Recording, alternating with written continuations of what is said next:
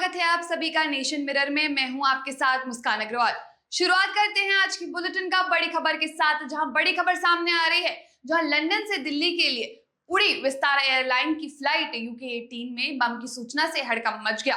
Flight के दिल्ली पहुंचने से करीब 3.5 घंटे पहले एक यात्री ने प्लेन के टॉयलेट में धमकी भरा टिश्यू पेपर देखा। उसने क्रू मेंबर को सूचना दी। फ्लाइट को दिल्ली में लैंड कराकर आइसोलेशन में ले जाया गया। हालांकि जांच में बम जैसी कोई चीज अभी तक नहीं मिली है, लेकिन हैरानी की बात यह है कि बम की सूचना मिलने के बावजूद भी 3.5 घंटे तक प्लेन हवा में उड़ता रहा। बढ़ते हैं अगली खबर की ओर, जहां प्रधानमंत्री नरेंद्र मोदी ने वीडियो कॉन्फ्रेंसिंग के जरिए महाराष्ट्र में 7600 करोड़ रुपए की विभिन्न विकास परियोजनाओं की आधारशिला रखी। इस मौके पर पीएम ने कहा कि कांग्रेस देश को बांटने की राजनीति कर रही है। पीएम ने कहा, कांग्रेस के एक भी नेता ने आज तक नहीं कहा कि हमारे मुस्लिम भाई बहनों में कितनी जातियां होती हैं। मुस्लिम जातियों की बात आते ही कांग्रेस नेता मुंह पर ताला लगाकर बैठ जाते हैं। अगली खबर हरियाणा से। हरियाणा में बहुमत में आई बीजेपी की सरकार बनाने से पहले ही सियासी खेल शुरू हो गया है। यहाँ चुनाव जीते तीनों निर्दलीय विधायकों ने समर्थन दे दिया है। इनके समर्थन के बाद अब प्रदेश में भाजपा के पास सरकार के लिए विधायकों की संख्या 51 हो जाएगी। बता दें कि भाजपा ने 48 सीटों पर चुनाव जीता है। लाखों कार्यकर्ताओं ने जो मेहनत, उनके संघर्ष की जीत हुई है और 48 विधायक भारतीय जनता पार्टी के जहां जीत कर आए, वहां हरियाणा प्रदेश में 3 विधायक निर्दलीय भी जीत कर आए हैं। उसमें से 2 विधायक, एक गन्नौर से देवेंद्र काद्यान जी जो मेरे दाएं बाजू बैठे हैं, और राइट हैंड को राजेश जून जी जो बहादुरगढ़ से जनता के आशीर्वाद से विधायक बने हैं। आज लोकप्रिय प्रधानमंत्री नरेंद्र मोदी जी की नीतियों में विश्वास करते हुए लोकप्रिय प्रधानमंत्री नरेंद्र मोदी जी की भारतीय जनता पार्टी के राष्ट्रीय नेतृत्व में जो आस्था व्यक्त की है, और इन्होंने आज हमारे जो चुनाव के प्रभारी धर्मेंद्र प्रधान जी के साथ मुलाकात करके हमारे सह प्रभारी त्रिपुरा के पूर्व मुख्यमंत्री विप्लव कुमार देव जी के साथ और संगठन के सह प्रभारी सत्येंद्र नागर जी के साथ मुलाकात करते हुए आज भारतीय जनता पार्टी की जो आने वाले समय में हरियाणा प्रदेश में सरकार बनेगी, उस सरकार का और भारतीय जनता पार्टी का समर्थन करने का निर्णय किया है। और जहां भारतीय जनता पार्टी की जो आने वाले समय में हरियाणा प्रदेश में सरकार बनेगी, उस सरकार का और भारतीय जनता पार्टी का समर्थन करने का निर्णय किया है। जम्मू कश्मीर और हरियाणा चुनाव के नतीजों के बाद नेता प्रतिपक्ष और कांग्रेस सांसद राहुल गांधी ने चुनाव के नतीजों पर प्रतिक्रिया दी। उन्होंने एक्स पर पोस्ट में लिखा कि हरियाणा विधानसभा चुनाव के नतीजे हैरान करने वाले हैं। कई विधानसभा क्षेत्रों से शिकायतें आ रही हैं। हम चुनाव आयोग को इससे अवगत कराएंगे। वहीं हरियाणा में भाजपा से हार पर इंडिया ब्लॉक के नेताओं ने कांग्रेस की नीति पर सवाल उठाए हैं।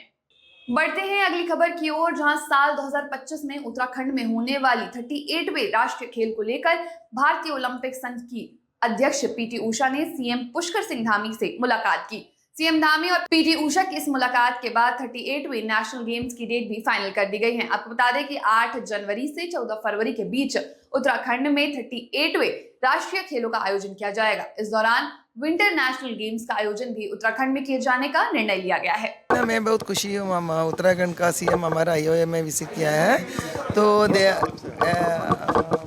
I am happy that even national game they are ready for or hosting the national games also, even winter games also. इसलिए हम डेट जनवरी 28 से लेके फरवरी 14 तक tentatively we will be confirming after SGM next week. पूर्व मंत्री PC Sharma ने प्रदेश में बढ़ रहे रेप केसों को लेकर 25 घंटे का उपवास किया। पूर्व मंत्री ने कहा कि बच्चियों से रेप करने वालों को फांसी दी जाए। इसके अलावा पूर्व मंत्री ने ड्रग रैकेट पकड़े जाने को लेकर एमपी पुलिस पर सवाल किया है। वहीं पूर्व मंत्री गोविंद सिंह भी पीसी शर्मा के साथ मौजूद रहे। उन्होंने सरकार पर तंज कसते हुए कहा कि प्रदेश में कानून व्यवस्था चौपट हो चुकी है। देखिए यह रिपोर्ट। इस मामले को लेकर बीजेपी प्रवक्ता का क्या कहना है, सुनिए। प्रदेश में बढ़ रहे लगातार रेप की घटनाओं को लेकर जो है कांग्रेस लगातार आंदोलन कर रही है और सरकार को जगाने का प्रयास कर रही है। हमारे साथ आज गोविंद सिंह जी मौजूद हैं, जो अभी पूर्व मंत्री पीसी शर्मा के जो 25 घंटे का जो उपवास है उसके समर्थन में यहाँ हुए हैं। सर, ये जो लगातार जो है प्रदेश में मामले बढ़ रहे हैं रेप की घटनाओं के, इसके बारे में क्या कहेंगे? सवाल आज मध्य प्रदेश में कानून व्यवस्था चौपट हो चुकी है। सरकार में बैठे लोग और पुलिस के अधिकारी पूरा मदमस्त हैं। हमारे 3-3 साल की बेटियों की, दूधमुही बच्चियों की असमत लूटी जा रही है।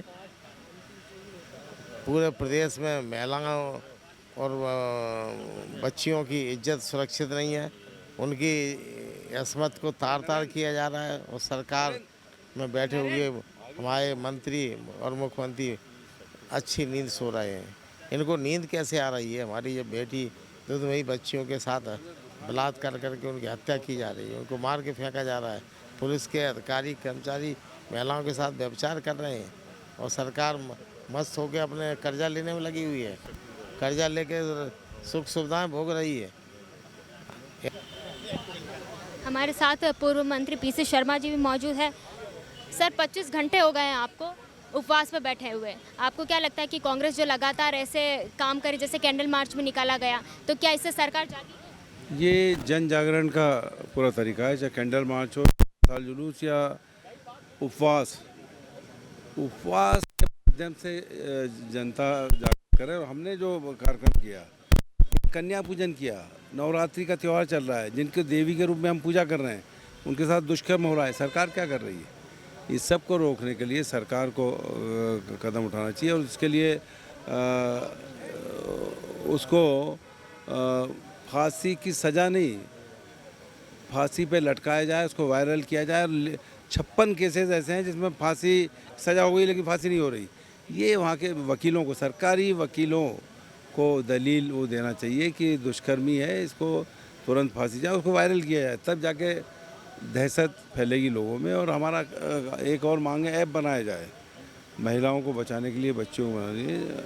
अमेरिका में है ऐसा अम्बर अलर्ट, जो हमने भी कोशिश की थी आईटी मिनिस्ट्री में, लेकिन उस समय नहीं हो पाया। अभी करे सरकार, मुख्यमंत्री खुद आईटी मंत्री हैं, उनको करना चाहिए इसको।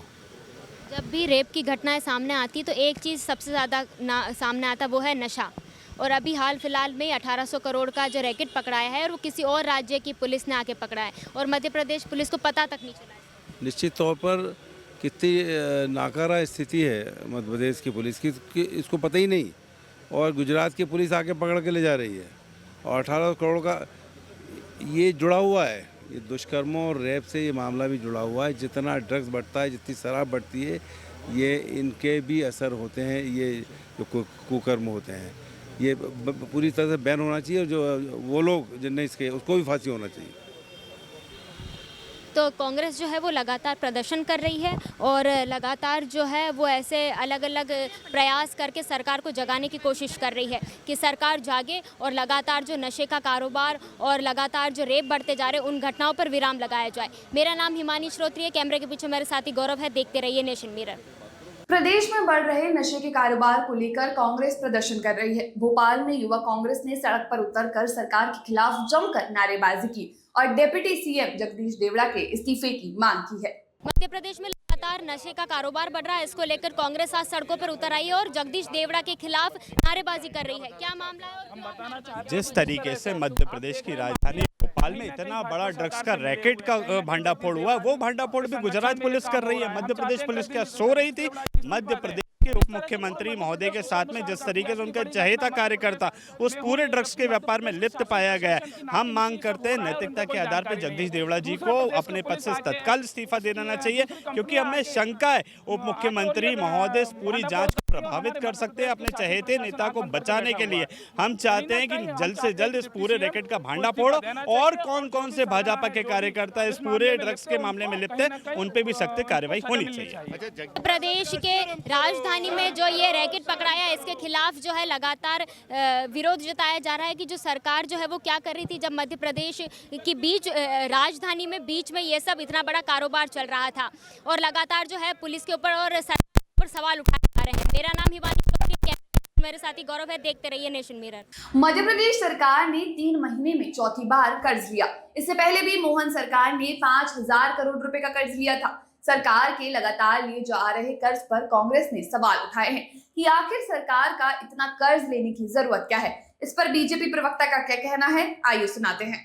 देश की सरकार लगातार केंद्र के सहयोग से आगे विकास के कार्यों में लगी हुई है और विकास के कार्य हमें, चाहे वो इंफ्रास्ट्रक्चर हो, चाहे उद्योग हो, चाहे किसान संबंधी हो, चाहे युवाओं के लिए हो, चाहे शिक्षण संस्थाओं के हो, सब जगह हमको उसके परिणाम दिख रहे हैं। और इसी संदर्भ में विकास की नीतियों को आगे बढ़ाने के लिए, युवाओं को प्रोत्साहित करने के लिए ये कर्ज लिया जा रहा है। और हमारा जो डेट जीडीपी रेशियो है उसे रिजर्व बैंक ऑफ इंडिया ने भी एक अच्छा रेशियो माना है, जो लगभग 32 के लगभग है या 30 है, जो अन्य राज्यों के मुकाबले बहुत अच्छा है। और इतना भी मैं आपको तुलना में बता दूं कि हमारा जो रिजर्व बैंक ऑफ इंडिया ने आंकलन किया है, हम कांग्रेस शासित प्रदेशों से कई गुना अच्छी स्थिति में हैं और निरंतर विकास के पथ पर हैं। बलौदा बाजार में ठगी करने वाले अंतरराज्य गिरोह का पुलिस ने भांडाफोड़ किया। गिरोह के 14 सदस्य, जिनमें 8 महिलाएं और 6 पुरुष शामिल हैं। यह गिरोह सोने चांदी के गहने और नकदी ठगने का काम कर रहा था। पुलिस ने आरोपियों से लगभग 2 लाख रुपए के सोने चांदी के गहने और नकद भी बरामद किए। पुराने बर्तन देकर उसके बाद नए बर्तन, उसके बाद फिर सोना चांदी चमकाने के नाम पे, नया करने के नाम पे बार-बार ग्रामीणों को बेवकूफ़ बना के उनसे ठगी की जा रही थी। एसपी साहब के निर्देशानुसार हम लोगों ने उसमें टीम बनाई, कुछ लीड्स मिले, इसमें सर्विलांस की मदद से और साइबर की मदद से, और थाना 11 की भी एक टीम लगी हुई थी। 3-4 टीमें इसमें काम कर रही थी। उसके बाद इन्हें ट्रेस करते करते हम लोग खरसिया पहुँचे। रात में लगभग यहाँ से 12 बजे टीम्स निकली हैं और 3:30-4 बजे के आसपास उनकी पूरी तरह से घेराबंदी करने के बाद उनको पकड़ा गया है। पकड़ने के बाद उनको लाए यहाँ पे, प्रार्थियों से उनकी पहचान कराई गई, जिसमें कुल 14 आरोपी उसमें नामजद गिरफ्तार हुए हैं, जिनके विवेचना करके रिमांड पे उन्हें जेल भेजा जा रहा है। मध्य प्रदेश के शहडोल के रहने वाले सीआरपीएफ जवान गोविंद प्रसाद मिश्रा की हरियाणा विधानसभा चुनाव में ड्यूटी के दौरान मौत हो गई, जिसके बाद देर शाम उनका पार्थिव शरीर पैतृक गांव लाया गया और उनका अंतिम संस्कार किया गया। आपको बता दें, गोविंद प्रसाद मिश्रा सीआरपीएफ भोपाल बटालियन के पदस्थ थे। हरियाणा विधानसभा चुनाव में उनकी ड्यूटी कैथल जिला में पुंडरी विधानसभा क्षेत्र में लगी थी, जहां ड्यूटी के दौरान उन्हें हार्ट अटैक आ गया। जब उनका पार्थिव शरीर पैतृक गांव पहुंचा तो अंतिम दर्शन करने पूरा गांव उमड़ पड़ा। आमतौर पर आपने सुना होगा कि भालू खतरनाक होते हैं, लेकिन धमतरी में एक ऐसी जगह है जहां नवरात्र में भालू भगवान के चरणों में माथा टेकने और प्रसाद ग्रहण करने आते हैं। गंडोंगरी गांव में स्वयंभू गणेश मंदिर में भालू रोज हाजिर देते हैं। हैरानी की बात तो यह है कि अभी तक भालू ने किसी को हानि नहीं पहुंचाई है। इंदौर में मंदिर के बाहर पेशाब करने वाले आरोपी को पुलिस ने गिरफ्तार कर लिया है। बता दें कि घटना के बाद हिंदू संगठनों ने जमकर विरोध किया। विरोध के साथ साथ नारेबाजी भी की। पूरी वारदात सीसीटीवी कैमरे में कैद हुई थी, जिसके बाद पुलिस ने कार्यवाही की। शौचालय, सार्वजनिक स्थान पर शौचालय करते हुए देखा तो उनके द्वारा उनको रोका गया, पकड़ा गया। इसकी सूचना थाने पे की गई और जो लोग इसका आवेदन लेकर आए फरियादी पक्ष के द्वारा इस पे से 299 बीएनएस में कार्रवाई भी की गई है और जो आरोपी है उनको अभी उनकी अग्रिम कार्रवाई की जाएगी। अगली खबर छत्तीसगढ़ से है, जहां सहकारिता विभाग की बैठक हुई, जिसमें कई मुद्दों पर सहकारिता मंत्री केदार कश्यप ने अपनी प्रतिक्रियाएं दी हैं। उन्होंने कहा कि पहले की स्थिति के बाद केंद्रीय गृह मंत्री अमित शाह ने सहकारिता के क्षेत्र में फोकस किया है। उन्होंने कहा कि गृह मंत्री का कहना है कि धान खरीदने तक सीमित रहे, मत्स्य पालन, डेयरी उद्योगों, लघु वन उपज की दृष्टि से भी अपने आप को साबित करे। इसके अलावा हरियाणा जम्मू कश्मीर के चुनाव परिणामों को लेकर भी विपक्ष पर तंज कसा। तो स्थिति थी और अब सहकारिता को विशेष तौर पे हमारे देश के माननीय गृह मंत्री जी ने फोकस किया है और हम सबका दायित्व बनता है कि हम सहकारिता का कार्य क्षेत्रों को हम बढ़ाएं और जिस दृष्टि से लोगों को तैयार भी करें। अभी जैसे कि माननीय गृह मंत्री जी ने कहा है कि केवल हम धान खरीदी तक सीमित न रहें, हमारा मत्स्य पालन हो, डेयरी उद्योग हो या लघु और उपज की दृष्टि से भी हम अपने आप को साबित करें। और वैसे तो कर ही रहे हैं, लेकिन और उसको बड़े स्केल पे हमको करना है, उस दृष्टि से हम लोग इसमें कार्य योजना बनाए हैं। और दूसरा ये कि हमारे यहाँ पर जो हम अल्पकालीन जो ऋण देते हैं, लगभग अभी मैं देख रहा था लगभग 6,700 करोड़ से ऊपर का अल्पकालीन ऋण इस वर्ष दिया गया है। और मैं समझता हूँ कि पूरे देश में एक सबसे अच्छा उदाहरण अल्पकालीन ऋण के मामले में हमारा छत्तीसगढ़ प्रस्तुत करता है। और बढ़ते हैं अगली खबर की ओर, जहां मध्य प्रदेश के बैतूल में हिंदू संगठनों की आड़ में असामाजिक तत्व गौवंश तस्करी सहित कई अनैतिक कार्य कर रहे हैं। कुछ लोग विश्व हिंदू परिषद के नाम पर फर्जी संगठन बनाकर अश्लील डांस करवा रहे हैं, जिसका वीडियो वायरल होने के बाद एसपी से शिकायत की गई और कार्यवाही की मांग की गई है।